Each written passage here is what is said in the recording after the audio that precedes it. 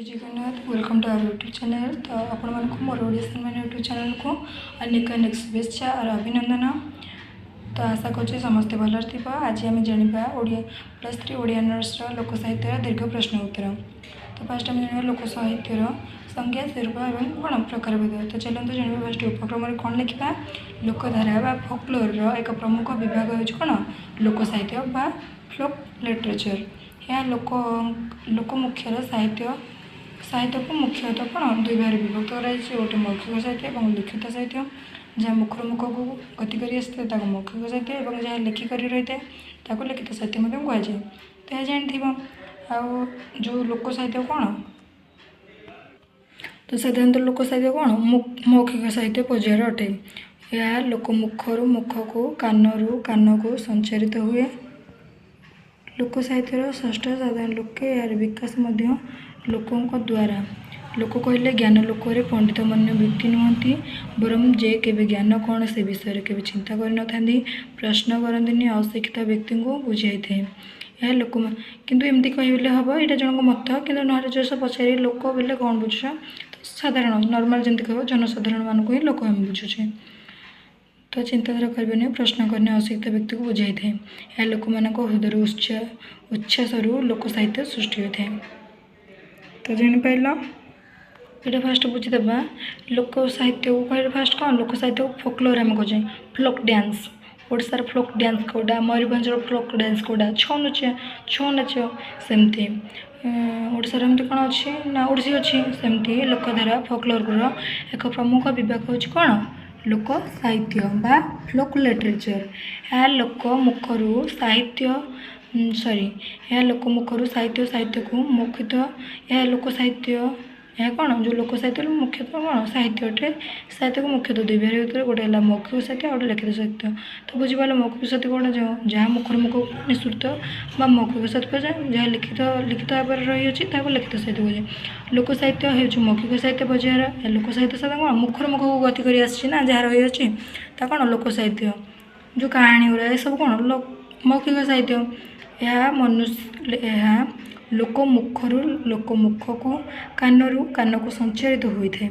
लोक साहित्यर स्रष्टा साधारण लोके यार कौन स्रष्टा निजे शैली निजे जमी आम कौन लिखते जो लोक कहानी सेमती लोक साहित्य कौन यार स्रष्टा न था शैली न था। यार विकास लोकों द्वारा लोक कहले साधारण में जनसाधारण बुझे बा जो ज्ञान लोक मैंने पंडित माने व्यक्ति नुहति बरम जे केवे ज्ञान कौन से विषय के चिंता करने प्रश्न करने अशिक्षित व्यक्ति को ही बुझे थे। यह लोक मान हृदय उच्छ्वास लोक साहित्य सृष्टि। लोक साहित्यर अर्थ कौन बुझा आम लोक साहित्य कहले कौन बुझे ना साहित्यिक संपत्ति दृष्टि लोक साहित्य कहले समूहर साहित्य बा गण साहित्य अर्थ ही व्यवहृत। लोक शब्दर व्यवहार भुवन और मनीष अर्थ विभिन्न क्षेत्र ही प्रयुक्त। लोकर इरांजी प्रतिशब्द हो फ्लोक लोक नाटा लोक साहित्यर इरांजी प्रतिशब्द हो फ्लोक। फ्लोक शब्दटी मूल एंगोलो साक्सन शब्द फ्लोर सृष्टि होता मत दिखाई। तो ये कौन उपक्रम लोक साहित्यर उपक्रम देखिपारा जापारा तापर कौन जाना लोक साहित्यर संज्ञा जाना तार संज्ञा जाना बस किए कहते ना डॉक्टर कुंजबिहारी दास लाख शब्दर संपर्क कहते लोक लोक शब्द संपर्क कौन कहते माने लोक को जो विभिन्न मत देते। लोक शब्द विशेष व्यापक यार अर्थ सर्वसाधारण जनता कंध कोल्लो सांताला भूया गंड गधभांग ठार आरंभ कर पल्ली और नगर अशिक्षित अर्धशिक्षित जनता पर्यटन समस्त कौन यार अंतर्गत। तो सिद्धांत कौमुदी कौन कहते ना लोक शब्दर अर्थ हो देखाण हारी। अमरकोश गीतार कौन अच्छी लोक अर्थ यही शब्दटी जन और भुवन अर्थ कौन सूचाई जाए अमरकोश गीतार कहुई। आयुर्वेद कौन कहुए लोक शब्दटी लोक संगठित उत्पत्ति वृद्धि उपपर्व और बयोगादि चतुष्टत कारण बुझाई था। तो संज्ञा जापारा तापर आम कौन जाना लोक साहित्यर स्वरूप।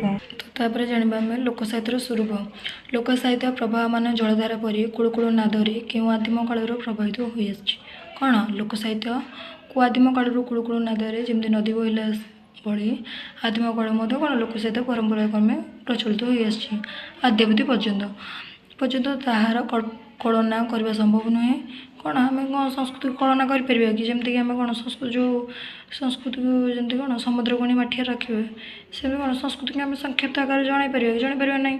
ନଦୀକୁ ନିର୍ଦ୍ଦିଷ୍ଟ ପରିଧିରେ ଆବଦ୍ଧ କରିବା ଯେପରି ସମ୍ଭବ ନୁହେଁ, ନଦୀକୁ ଯେମିତି ଏଠି ଏକ୍ଜାମ୍ପଲ୍ ଦେଲେ, ନଦୀକୁ ନିର୍ଦ୍ଦିଷ୍ଟ ପରିଧି ଯେମିତି ଆବଦ୍ଧ କରିବା ସମ୍ଭବ ନୁହେଁ, ଲୋକ ସାହିତ୍ୟର ପରିଧି ସେପରି କ'ଣ ପରିବ୍ୟାପ୍ତ ସାଧାରଣ ଜନଜୀବନର ମୁଖ୍ୟ। ତ ଏଠି କ'ଣ ଗଲା ନା ନଦୀକୁ ନିର୍ଦ୍ଦିଷ୍ଟ ପରିଧିରେ ଯେମିତି ରଖିପାରିବା ନାହିଁ, ସେମିତି ସବୁ ଲୋକ ସାହିତ୍ୟକୁ ମଧ୍ୟ କ'ଣ ସମ୍ଭବ ହେବ ନାହିଁ। ଲୋକ ସାହିତ୍ୟର ପରିଧି ସେହିପରି ପରିବ୍ୟାପ୍ତ। ଲୋକ ସାହିତ୍ୟ ମଧ୍ୟ କ'ଣ ବହୁତ ବଡ଼। ସାଧାରଣ ଜନଜୀବନର ସୁଖ ଦୁଃଖର କାହାଣୀକୁ ନେଇ ଲୋକ ସାହିତ୍ୟ କ'ଣ ସମୃଦ୍ଧ ହୋଇଥାଏ। ଜୀବନ ସୁଖ ଦୁଃଖ କାହାଣୀକୁ ନେଇ କ'ଣ ଲୋକ ସାହିତ୍ୟଟି ଗଠିତ ହୋଇଥାଏ। ସାମାଜିକ ପରିବର୍ତ୍ତିତ ଅନୁସାରେ ଲୋକ ସାହିତ୍ୟ ପରିବର୍ତ୍ତନ। ସମାଜ ପରିସ୍ଥିତି ଅନୁଯାୟୀ କ'ଣ ଲୋକ ସାହିତ୍ୟ ମଧ୍ୟ ପରିବର୍ତ୍ତିତ ହୋଇଥାଏ। ଏଥିରେ ବ୍ୟକ୍ତି ଜୀବନର ଅବଦମତି କାମନା ବାସନା ହାସ୍ୟ ଅଶ୍ରୁ ଆବେଗ ଅନୁଭୂତି ସହିତ ସାମାଜିକ ଜୀବନର ରୀତିନୀତି ପରମ୍ପରା ବିଶ୍ୱାସ ଅନ୍ଧବିଶ୍ୱାସ ଇତ୍ୟାଦିର କ'ଣ ଅତି ନିଖୁଣ ଓ ମାର୍ମିକ ଚିତ୍ର ନିହିତ ଅଛି। ତେଣୁ ଲୋକ ସାହିତ୍ୟ ହେଉଛି କୌଣସି ଏକ ଜାତିର ଜୀବନ ଦେବ। ତ ବୁଝିପାରିଲ ସେଇଠି କ'ଣ କହିଲେ ନା ଲୋକ ସାହିତ୍ୟ ପରିଧି ସେହିପରି ପରିବ୍ୟାପ୍ତ ଅଟେ। ସାଧାରଣ ଜନଜୀବନ ସୁଖ ଦୁଃଖର କାହାଣୀକୁ ନେଇ ଲୋକ ସାହିତ୍ୟ କ'ଣ ସମୃଦ୍ଧ ଅଟେ। ସାମାଜିକ ପରିବର୍ତ୍ତ ଅନୁସାରେ ଲୋକ ସାହିତ୍ୟ ପରିବର୍ତ୍ତିତ ହୋଇଥାଏ। ଏଥିରେ କ'ଣ ବ୍ୟକ୍ତି ଜୀବନର ଅଭିମିତ କାମନା ବାସନା ହାସ୍ୟ ଅଶ୍ରୁ ଆବେଗ ଓ ଲୁହ କାନ୍ଦ ହସ ସବୁ ଏସବୁ କ'ଣ ସାମାଜିକ ଜୀବନରେ ରୀତିନୀତି ପରମ୍ପରା ବିଶ୍ୱାସ ଏସବୁ କ'ଣ ଅତି ନିଖୁଣ ମାର୍ମିକ ଚିତ୍ର ଭାବେ ନିହିତ ଥାଏ। କେଉଁଥିରେ ଲୋକ ସାହିତ୍ୟରେ। ତେଣୁ ଲୋକ ସାହିତ୍ୟ ହେଉଛି କ'ଣ କୌଣସି ଏକ ଜାତିର ଜୀବନ ଅଟେ। ଲୋକ ସାହିତ୍ୟ କ'ଣ ଗୋଟେ ଜାତିର ଜୀବନ ଅଟେ। ତ ତାପରେ କ'ଣ କହିଛନ୍ତି ନା ଡକ୍ଟର ନଟବର ସାମନ୍ତରାୟ 7ଟି ବୈଶିଷ୍ଟ୍ୟ ବା ଯଥା ଯେମିତି ସ୍ୱରୂପତାର 7ଟି ଜଣାଇଛନ୍ତି। କ'ଣ କ'ଣ ଚାଲ ଜାଣିବା। କିଏ କହିଛନ୍ତି ନା ଡକ୍ଟର ନଟବର ସାମନ୍ତରାୟ 7ଟି ବୈଶିଷ୍ଟ୍ୟ ଦେଇଛନ୍ତି। ତାପରେ ଡକ୍ଟର ଶଙ୍କର ଲାଲ ଯାଦବ ମଧ୍ୟ ମତ ଦେଇଛନ୍ତି 6ଟି 9ଟି ଖଣ୍ଡେ। ତ ଫାଷ୍ଟ ଆମେ ଜାଣିଦେବା ନଟବର ସାମନ୍ତରାୟ କ'ଣ କ'ଣ ବୈଶିଷ୍ଟ୍ୟ ତାଙ୍କର ଯେଉଁ ସ୍ୱରୂପ ବା ଲକ୍ଷଣ ଦେଇଛନ୍ତି। ଫାଷ୍ଟ ଅଛି ଲୋକ ସାହିତ୍ୟ ପଲ୍ଲୀପ୍ରାଣତା। ଲୋକ ସାହିତ୍ୟ ପଲ୍ଲୀ ଜୀବନ ପ୍ରାଣପୂର୍ଣ୍ଣ ପ୍ରକାଶ। ଲୋକ ସାହିତ୍ୟ ମୌଖିକ ପ୍ରଭାବ। ଲୋକ ସାହିତ୍ୟ ମୌଖିକ ସାମୂହିକ ଆବୃତ୍ତି। ଲୋକ ସାହିତ୍ୟ ରଚୟିତାଙ୍କ ନାମହୀନତା। ଲୋକ ସାହିତ୍ୟର ସଙ୍ଗୀତର ମଧୁର ମୂର୍ଚ୍ଛନା। ଲୋକ ସାହିତ୍ୟ ବିଷୟବସ୍ତୁର ଅର୍ଥହୀନତା। ତାପରେ ଡକ୍ଟର ଶଙ୍କର ଲାଲ ଯାଦବ ମତରେ କ'ଣ ଅଛି ନା ମୌଖିକ ପରମ୍ପରାକୁ ବିକାଶଶୀଳ କରିଥାଏ। ଏଥିରେ କ'ଣ ଶୈଳୀ ଅଳଙ୍କୃତ ହୋଇଥାଏ। ଏହାର ରଚୟିତା ଅଜ୍ଞାତ ଥାଏ। ଏ ପ୍ରଚାର ଉପଦେଶ ପ୍ରଭୃତି ଦୂରରେ ରହେ। ସମସ୍ତ ଧର୍ମ ସମ୍ପ୍ରଦାୟ ପ୍ରତି କ'ଣ ସହିଷ୍ଣୁତା ମିଳିଥାଏ। କିଏ କହିଛନ୍ତି ଶଙ୍କର ଲାଲ ଯାଦବ ମତ କହିଛନ୍ତି। ଆଉ କ'ଣ କହିଛନ୍ତି ନା ଲୋକ ସାହିତ୍ୟ ସର୍ବଦା ପରମ୍ପରା ସହ ଜଡ଼ିତ। ଏହା ମନୋରଞ୍ଜନ ଶିକ୍ଷାର ସରଳ ମାର୍ଗ ଗ୍ରାମୀଣ ଖେଳ ଏବଂ ବାକ୍ ପ୍ରଚାରର ସହ ସମ୍ପୃକ୍ତ। ଲୋକବିଶ୍ୱାସ ଶ୍ରଦ୍ଧାଦି ସହିତ ଜଡ଼ିତ। ତ ଆମେ ଜାଣିବା ଫାଷ୍ଟ ଡକ୍ଟର ନଟବର ସାମନ୍ତରାୟ ଯେଉଁ 7ଟି ବୈଶିଷ୍ଟ୍ୟ ଲକ୍ଷଣ ସ୍ୱରୂପ ଦେଇଛନ୍ତି ତାକୁ ଡିସ୍କ୍ରାଇବ୍ କରିବା। ତ ଚାଲନ୍ତୁ ଫାଷ୍ଟ ଆମେ ଜାଣିବା କ'ଣ ପଲ୍ଲୀପ୍ରାଣତା। ଲୋକ ସାହିତ୍ୟର ସ୍ୱରୂପ ବା ବୈଶିଷ୍ଟ୍ୟ ପ୍ରଥମତଃ ହେଲା କ'ଣ ପଲ୍ଲୀପ୍ରାଣତା ବା ପଲ୍ଲୀ ଜୀବନର ସ୍ୱତଃସ୍ୱତି ଝରଣା। ତ କହିଲେ ଆମେ କ'ଣ ବୁଝୁଛେ ଫାଷ୍ଟ ଲୋକ ସାହିତ୍ୟକୁ ମଧ୍ୟ ପଲ୍ଲୀ ସାହିତ୍ୟ କୁହାଯାଏ। ଲୋକ ସାହିତ୍ୟକୁ କ'ଣ କୁହାଯାଏ ପଲ୍ଲୀ ସାହିତ୍ୟ ବା ଗ୍ରାମୀଣ ସାହିତ୍ୟ ଏକ ମାର୍କିଆରେ ପଡ଼ୁଛି ଏଇଟା। ଲୋକ ସାହିତ୍ୟର ଅନ୍ୟ ନାମ କ'ଣ ପଲ୍ଲୀ ସାହିତ୍ୟ ବା ଗ୍ରାମ୍ୟ ସାହିତ୍ୟ ଏମିତି 3ଟା ଦର। ପଲ୍ଲୀରେ ବସବାସ କରୁଥିବା ସାଧାରଣ ମଣିଷମାନଙ୍କର ସୁଖ ଦୁଃଖର ବାର୍ତ୍ତା ବହନ କରିଥାଏ। ଲୋକ ସାହିତ୍ୟ ପଲ୍ଲୀ ଜୀବନ ସହ ଓତପ୍ରୋତ ଭାବେ ଜଡ଼ିତ। ପ୍ରକୃତି ସଂସ୍କୃତି ବିଶ୍ୱାସବୋଧ ପଲ୍ଲୀ ସାହିତ୍ୟ ପ୍ରବଚନ ଢଗଢମାଳି ଉପଦେଶ ଜଣାଣ କୃଷି ବଚନ ପରି କ'ଣ ପୁରାଣ ନ୍ୟାୟ ଏମିତି ବହୁ ରୂପରେ ସେଇ ଚିନ୍ତାଧାରା କ'ଣ ପରିପ୍ରକାଶ କରିଥାଏ। ତ ଫାଷ୍ଟ ବୁଝିବା ଲୋକ ସାହିତ୍ୟକୁ ମଧ୍ୟ କ'ଣ ପଲ୍ଲୀ ସାହିତ୍ୟ ଗ୍ରାମ୍ୟ ସାହିତ୍ୟ କୁହାଯାଏ। ପଲ୍ଲୀରେ ବସବାସ କରୁଥିବା ସାଧାରଣ ମଣିଷମାନଙ୍କର ସୁଖ ଦୁଃଖର ବାର୍ତ୍ତା ବହନ କରିଥାଏ। କିଏ ଲୋକ ସାହିତ୍ୟ ପଲ୍ଲୀ ଜୀବନ ସହ ଓତପ୍ରୋତ। ପଲ୍ଲୀ ଜୀବନ ସହିତ କ'ଣ ସେ ପୁରା ଜଡ଼ିତ ହୋଇ ରହିଥାଏ ପ୍ରକୃତି ସହିତ। ସଂସ୍କୃତି ବିଶ୍ୱାସବୋଧ ପଲ୍ଲୀ ସାହିତ୍ୟ ପ୍ରବଚନ ଢଗଢମାଳି ଉପଦେଶ ସବୁ କ'ଣ ଜଣାଣ। ପ୍ରବଚନ ଜାଣିଛ ପଲ୍ଲୀ ସାହିତ୍ୟ ଲୋକଙ୍କୁ ଢଗଢମାଳି ଦେଲେ କଥାବାର୍ତ୍ତାରେ ଯେଉଁ ଢଗଢମାଳି ଦେଇ ଦେଉଛନ୍ତି। ଉପଦେଶ ଜଣେ ଜଣଙ୍କୁ ବୁଝାଇଥାଏ। ଜଣାଣ ଠାକୁରଙ୍କୁ ଡାକିଥାଏ। କୃଷି ବଚନ ପୁରାଣ ନ୍ୟାୟ ଏମିତି ବହୁ ରୂପରେ କ'ଣ ସେଇ ଚିନ୍ତାଧାରା ସବୁ କ'ଣ ପରିପ୍ରକାଶ ହୋଇ ରହିଥାଏ ପଲ୍ଲୀ ଜୀବନରେ ସହାୟତା। ତାର ସେକେଣ୍ଡ ତ କ'ଣ ଅଛି ପଲ୍ଲୀ ଜୀବନ ନିଚ୍ଛକ ପ୍ରତିଛବି। ସେଠି କ'ଣ କଲା ଏହି ପ୍ରାକୃତିକ ଶୋଭା ରାଜ୍ୟରେ ତା ଜୀବନ ସ୍ରୋତ ସରଳ ତଥା ସାବଳୀଳ ଗତିରେ ପ୍ରବାହିତ ହୁଏ। ତେଣୁ ଅନିର୍ବାଚନୀୟ ପରିବେଶ ମଧ୍ୟରେ ମଣିଷ ତା ଜୀବନର ସୁଖ ଦୁଃଖ ଆସ୍ଥା ନୈରାଶ୍ୟ ପ୍ରେମ ବୈରାଗ୍ୟ ଇତ୍ୟାଦିକୁ କ'ଣ ଭାବପୂର୍ଣ୍ଣ ରୂପରେ ଅନୁଭବ କରେ। ସେ ମନୋରମ ଅନୁଭବକୁ ସେ ବିଭିନ୍ନ ସମୟରେ ନିଜ ପ୍ରାଣର ସ୍ମୃତି ପାଇଁ ଗୀତରେ ଗାଇଥାଏ, କାହାଣୀରେ କହିଦିଏ କିମ୍ବା ଅଭିନୟ ମାଧ୍ୟମରେ ପ୍ରଦର୍ଶିତ କରିଦିଏ। ଅତଏବ ଗ୍ରାମ୍ୟର ଜୀବନ ସେହିସବୁ ନିର୍ଚ୍ଛକ ପ୍ରତିଛବିରେ ହିଁ ପରବର୍ତ୍ତୀ ସମୟରେ ଲୋକସାହିତ୍ୟର ବିଶେଷ ବିଭାବ ଭାବରେ କ'ଣ ପ୍ରତିଭାତ ହୋଇଥାଏ। ତ ପଲ୍ଲୀ ଜୀବନ ନିର୍ଚ୍ଛକ ପ୍ରତିଛବି ବୋଲି କ'ଣ ନା ଏଇ ପ୍ରାକୃତିକ ଶୋଭାରାଜିରେ ତା ଜୀବନର ସ୍ୱତ ସରଳ ତଥା ସାବଳୀଳ ଗତିରେ ପ୍ରବାହିତ ହୁଏ। କ'ଣ ହୋଇଥାଏ ଯେଉଁ ଏହା ପ୍ରାକୃତିକ ଶୋଭାରାଜିରେ କ'ଣ ଜୀବନର ସ୍ୱତ ସରଳ ତଥା ସାବଳିତ ଗତିରେ କ'ଣ ଏହା ପ୍ରବାହିତ ହୋଇଥାଏ। ଯେଉଁ କ'ଣ ପ୍ରାକୃତିକ ଜଡ଼ିତ ତା ପ୍ରବଚନ ତା ଜୀବନ ସବୁ କ'ଣ ନିଚ୍ଛକ ଭାବେ କ'ଣ ତାହା ପ୍ରଭାବିତ ହୋଇଥାଏ। ତେଣୁ ଅନିର୍ବାଚନୀୟ ପରିବେଶ ମଧ୍ୟରେ ମଣିଷ ତା ଜୀବନର ସୁଖ ଦୁଃଖ ଆଶା ନୈରାଶ୍ୟ ପ୍ରେମ ବୈରାଗ୍ୟ ଇତ୍ୟାଦି କ'ଣ ଭାବପୂର୍ଣ୍ଣ ରୂପରେ ଅନୁଭବ କରେ। ସେଇ ଯେଉଁ ଦୁଃଖ ସୁଖ ଏସବୁ କ'ଣ ବୈରାଗ୍ୟ ପ୍ରେମ ଇତ୍ୟାଦିକୁ ସେ ଭାବପୂର୍ଣ୍ଣ ରୂପେ କ'ଣ ଅନୁଭବ ସେ କ'ଣ ଅନୁଭବ କରିପାରିଲେ ନା ସେ ଜଡ଼ିତ ସେହି ମନୋରମ ଅନୁଭବକୁ ସେ ବିଭିନ୍ନ ସମୟରେ ନିଜ ପ୍ରାଣର ସ୍ମୃତି ପାଇଁ ଗୀତରେ ଗାଇଥାଏ। ଏସବୁ କ'ଣ ମାନେ ଗୀତ ଆକାରରେ ଗାଇ ଦିଅନ୍ତି, ମାନେ ଠାକୁରଙ୍କ ପାଖରେ ବସିଥିବେ ଠାକୁରଙ୍କୁ ପୂଜା କରୁଥିବେ ଆଳତି କରୁଥିବେ ସେ ସମୟରେ କ'ଣ ଆଖିରୁ ଧାର ଧାର ଲୁହ ବୋହିଥାଏ, ନିଜର ଇଚ୍ଛା ସବୁ କହିଦିଅନ୍ତି ଠାକୁରଙ୍କ ପାଖରେ। କେତେବେଳେ ମଧ୍ୟ କ'ଣ କୌଣସି ଭଜନ ଗାଇ ଦେଇଥାନ୍ତି, ନିଜ କ'ଣ ମନଟା ହାଲକା ପାଇଁ ସ୍ଫୂର୍ତ୍ତି ପାଇଁ କ'ଣ ଗୀତ ଗାଇ ଦେଇଥାନ୍ତି, କାରଣ କହିଦିଏ ମାନେ କ'ଣ କାହାକୁ କଥାବାର୍ତ୍ତା କହିଦିଅନ୍ତି ବା ଅଭିନୟ ମାଧ୍ୟମରେ କ'ଣ ଯେଉଁ ନାଟକ ମାଧ୍ୟମରେ ପ୍ରଦର୍ଶିତ କରିଥାନ୍ତି। ଅତଏବ ତ ସେ କ'ଣ କହିଲା ଅତଏବ ଗ୍ରାମ୍ୟ ଜୀବନ ସେହିସବୁ ନିର୍ଚ୍ଛକ ପ୍ରତିଶ୍ରୁତି ପ୍ରତିଛବିକୁ ପ୍ରଦର୍ଶିତ କରିଦିଏ। ଅତଏବ ଗ୍ରାମ୍ୟ ଜୀବନର ସେହିସବୁ ନିର୍ଚ୍ଛକ ପ୍ରତିଛବି ହିଁ ପରବର୍ତ୍ତୀ ସମୟରେ ଲୋକସାହିତ୍ୟର କ'ଣ ବିଶେଷ ବିଭବ ପ୍ରତିଭାତ କରେ। ଏସବୁ ପରବର୍ତ୍ତୀ ସମୟ କ'ଣ ଲୋକସାହିତ୍ୟର ଆଖ୍ୟା ନେଇଯାଇଥାଏ। ତ ତାପରେ ଆମେ ଜାଣିବା ଲୋକସାହିତ୍ୟ କ'ଣ ମୌଖିକ ପ୍ରଭାବ ମୁଖରୁ ମୁଖ ଯେଉଁ ନିଶ୍ଚିତ ହେଉଛି ତାକୁ କ'ଣ ମୌଖିକ ପ୍ରଭାବ କୁହାଯାଇଥାଏ। ତ ଏଠି ସେ କ'ଣ କହିଲା ଲୋକସାହିତ୍ୟ ବିଶେଷ ଭାବରେ ମୌଖିକ ରୂପରେ ହିଁ ତା'ର ଆତ୍ମହୃତି କରିଥାଏ। ପୁରୁଷାନୁକ୍ରମେ ଲୋକରୁ ଲୋକ ମୁଖରୁ ମୌଖିକ ଭାବରେ ଗତି କରିବା ହେଉଛି ଏହାର ଅନ୍ୟ ଏକ ବିଶିଷ୍ଟ ଧର୍ମ। ଗୋଟିଏ ତୁଣ୍ଡରୁ ଅନ୍ୟ ତୁଣ୍ଡକୁ ସମୟକ୍ରମେ ସେ ଗତି କରି ଚାଲିଥାଏ। ଯେମିତିକି ମୁଁ କ'ଣ ଲୋକ ସାହିତ୍ୟ ବା ଲୋକ କାହାଣୀ ଏସବୁ କ'ଣ ମୁଖରୁ ମୁଖକୁ ଗତି ହେଇ ଆସିଛି, ପିଢ଼ି ଅନୁଯାୟୀ କ'ଣ ଲୋକ ମୁଖରୁ ମୁଖକୁ କ'ଣ ଗତି କରି ଆସିଛି, ଯାହା କ'ଣ ଆଜି ପର୍ଯ୍ୟନ୍ତ ରହିଅଛି ଏବଂ ବିଶ୍ୱାସ ମଧ୍ୟ କ'ଣ ରହିଅଛି। ତ ତାପରେ କ'ଣ ଲୋକ ସାହିତ୍ୟ ସଙ୍ଗୀତ ଧର୍ମିତା। ଲୋକ ସାହିତ୍ୟ ଯଦିଓ ଭିନ୍ନ ପ୍ରକାର ତଥାପି ବିଶେଷ ଭାବେ ଲୋକ ସଙ୍ଗୀତ ହିଁ ଲୋକ ସାହିତ୍ୟର ପ୍ରଧାନ ବିଷୟ ସାର। ଛନ୍ଦପତନ ଯୋଗୁଁ ସହଜରେ ଜଣେ ଶ୍ରୋତା ଏହାକୁ ମନେ ରଖିପାରିବା ସହ ଏହାର ସାର୍ବଜୀବ ସଞ୍ଚରଣକ୍ଷମ ବ୍ୟକ୍ତିତ୍ୱ ସମୃଦ୍ଧ କରେ। ତ ଏଠି ସଙ୍ଗୀତ ଧର୍ମୀ କ'ଣ କହିଲା ନା ଲୋକ ସାହିତ୍ୟ ଯଦିଓ ଭିନ୍ନ ଭିନ୍ନ ପ୍ରକାର ତଥାପି ବିଶେଷ ଭାବରେ ଲୋକ ସାହିତ୍ୟ ହିଁ ଲୋକ ସାହିତ୍ୟର ପ୍ରଧାନ ବିଷୟ ସାର। ଛନ୍ଦପତନ ଯୋଗୁଁ ସହଜରେ ଜଣେ ଶ୍ରୋତା ଏହାକୁ ମନେ ରଖିପାରିବା ସହ ଏହାର ସାର୍ବଜନୀନ ସଞ୍ଚରଣକ୍ଷମ ଶକ୍ତିକୁ ସମୃଦ୍ଧ କରିଥାଏ। ତ ଏଠି କ'ଣ କହିଲା ନା ଲୋକ ସାହିତ୍ୟ ଯଦିଓ ଭିନ୍ନ ପ୍ରକାର ଲୋକ ସାହିତ୍ୟ କ'ଣ ଭିନ୍ନ ଭିନ୍ନ ପ୍ରକାର ଅଛି ତଥାପି ବିଶେଷ ଭାବରେ କ'ଣ ଲୋକ ସଙ୍ଗୀତ ହିଁ ଲୋକ ସାହିତ୍ୟର ପ୍ରଧାନ ବିଷୟ ସାର। ତ ଛନ୍ଦପତନ ଯୋଗୁଁ ସହଜରେ ଜଣେ ଶ୍ରୋତା କ'ଣ ଏହାକୁ ମାନେ ଯେଉଁ କଥାଟା ମୁଁ କହିବି ସମସ୍ତେ କ'ଣ ମନେ ରଖିପାରିବେ ମାନେ ଅଛି କେହି କିଛି ମନେ ରଖିବେ। ତ ଏହାକୁ କ'ଣ ଯଶ ଗୀତ ଆକାରରେ କୁହାଯାଏ। ପ୍ରାୟତଃ ସମସ୍ତେ କ'ଣ ଗୀତ ଆକାରରେ ମନେ ରଖିପାରନ୍ତି ସହଜରେ ଅକ୍ଲେଶରେ କ'ଣ ଗୀତ କହିଲେ ମନେ ରଖିଦିଅନ୍ତି। ଯଶ ଗୋଟେ କବିତା ବା ସାରଳାର୍ଥ କ'ଣ ବୁଝିପାରିବେ ମନେ ରଖିପାରିବେ ଏତେ। ତେଣୁ ଯୋଗୁଁ ଜଣେ ଶ୍ରୋତା ଏହାକୁ ମନେ ରଖିବା ପାଇଁ ସହ ଏହାର ସାର୍ବଜନୀନ ସରଞ୍ଚମ କେମିତି ଶକ୍ତିକୁ କ'ଣ ସମୃଦ୍ଧ କରିଥାଏ ଗୀତ ଆକାରରେ।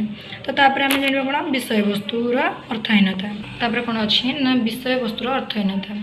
ପଲ୍ଲୀ ସାହିତ୍ୟ ପଲ୍ଲୀ ଜୀବନ ପରି ସରଳ ପୁଣି ଅବୋଧ ଏମିତି ଅନେକ ଲୋକ ସଙ୍ଗୀତ ସୃଷ୍ଟି ହୋଇଛି ଯାହାଗୁଡ଼ିକୁ ମଧୁର ଲାଗେ କିନ୍ତୁ କୌଣସି ଅର୍ଥ ପ୍ରକଟ କରେ ନାହିଁ।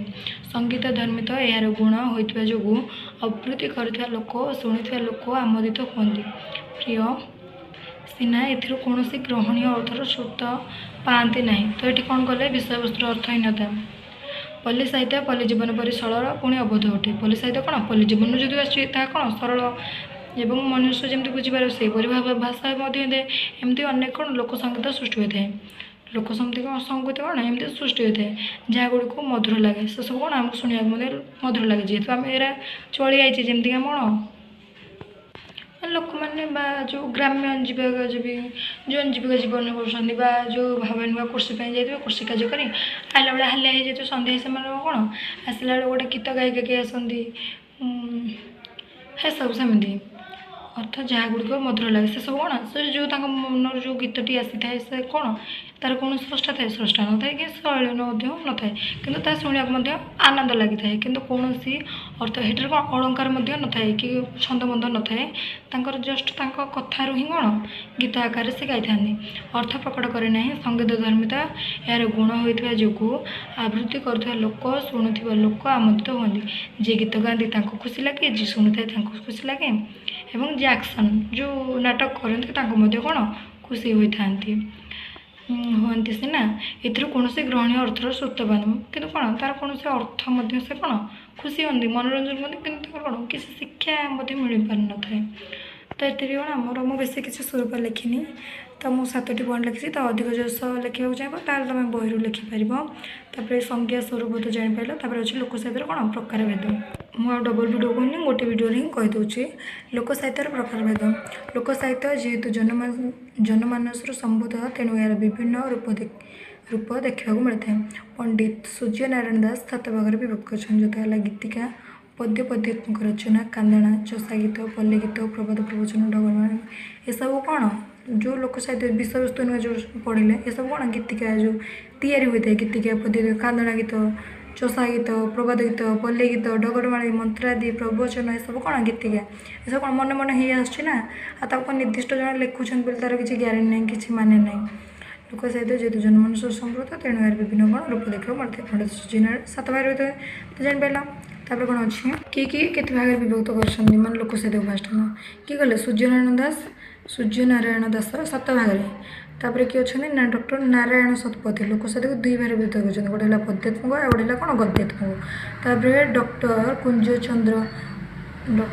कुंजचंद्र प्रधान लोक साहित्य विषय विन्यास को दृष्टि रखी कौन 3 भाग गद्य गद्य और नाटक हेले भी विभिन्न माने विभक्त कर सारे किंतु विभिन्न समय लोक जीवन में परिवर्तन आसता है विभिन्न समय कौन परिवर्तित हुए केतबेले निजर हृदय उच्छ्वास को गुण हो गीत आकार तो केतबेले अन्य सम्मुख चाप उपस्तार मेली बसी था पुणी नाटकीय भावना को नहीं प्रकाश करता है दृष्टि रखी लोक साहित्य मुख्यतः केते भाग 3 भाग में विभक्त कर लोकगीत लोक कहानी और कौन लोक नाटक तो यहाँ किए कही गोटे किए कहना तो कौन लोक साहित्य लोक गीत लोक कहानी लोक नाटक कौन लोक साहित्य 3 भाग जान लोकगीत लोक कहानी लोक नाटक लोक कहानी तो बुझीज लोकगीत लोक कहानी तो बुझीज लोकगीत तो बुझीज लोक नाटक बुझीज लोकगीत लोक मानकर जो मुखर जो गीत आसता है कौन लोकगीत कह जाए लोक मुखर मुख जो कहानी आज पर्यटन प्रचलित ताको लोक कहानी लोक मानकर कौन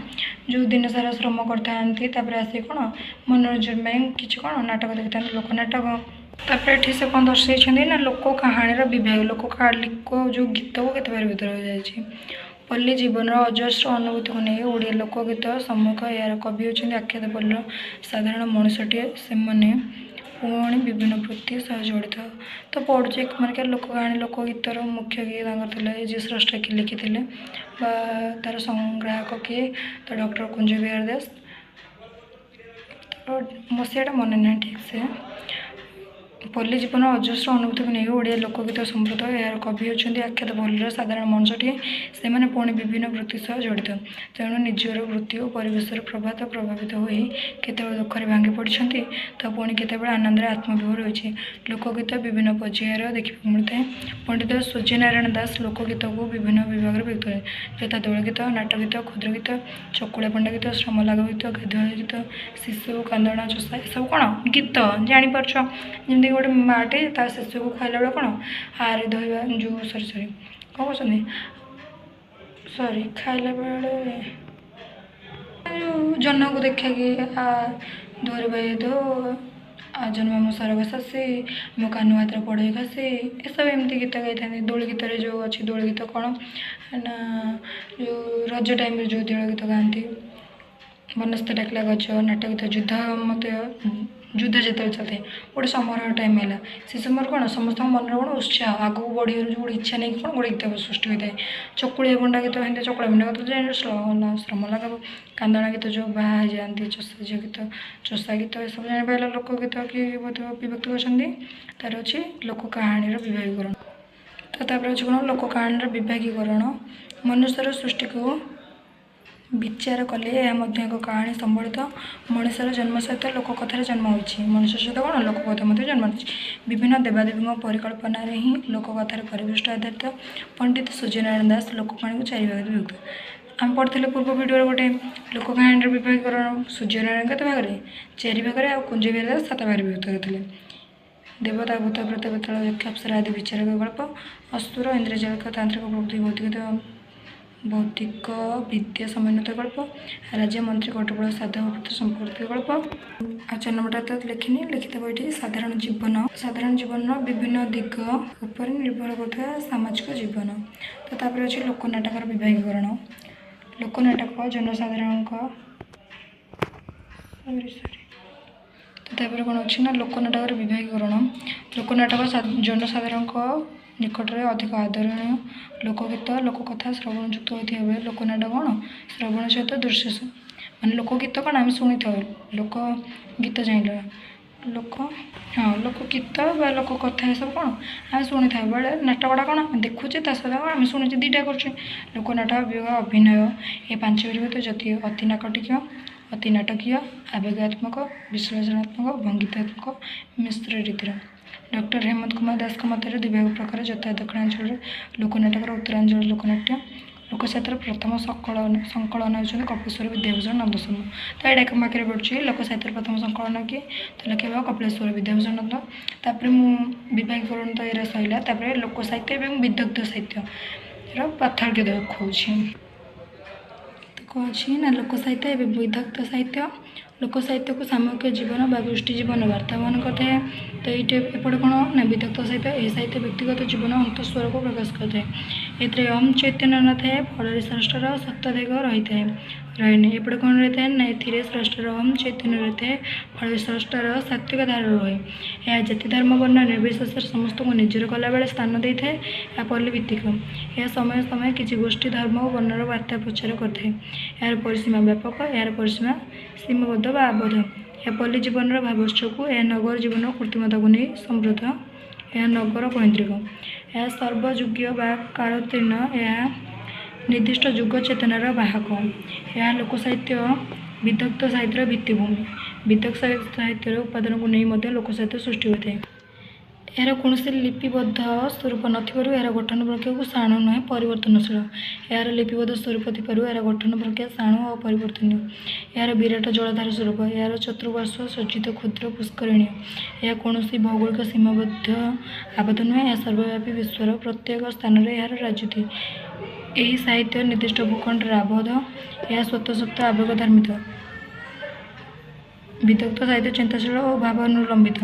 ଏହାର ବ୍ୟାପକତା ମାନବର ଜନ୍ମରୁ ମୃତ୍ୟୁ ପର୍ଯ୍ୟନ୍ତ ଓ ଏହାର ବ୍ୟାପକତା ମାନବର ନିର୍ଦ୍ଦିଷ୍ଟ ଚେତନା ସହିତ ଜଡ଼ିତ। ଏହା କଳ୍ପନା ଅପେକ୍ଷା ବାସ୍ତବତା ଉପରେ ଅଧିକ ଗୁରୁତ୍ୱ ଦେଇଥାଏ ଓ ସମ୍ପର୍କରେ ଲୋକଧାରା ଭାବିତ ଓ କୃଷ୍ଣଦେବ ଉପାଧ୍ୟାୟଙ୍କୁ କହିଥାନ୍ତି। ଏହା ଅଧିକ କଳ୍ପନାଶ୍ରୟୀ। ଏହା ଗଣଭାଷା, ଏହା ଭାଷା ମାନକ ଅଟେ। ଏହାକୁ ବୁଝିବା ପାଇଁ ଅଭିଧାନ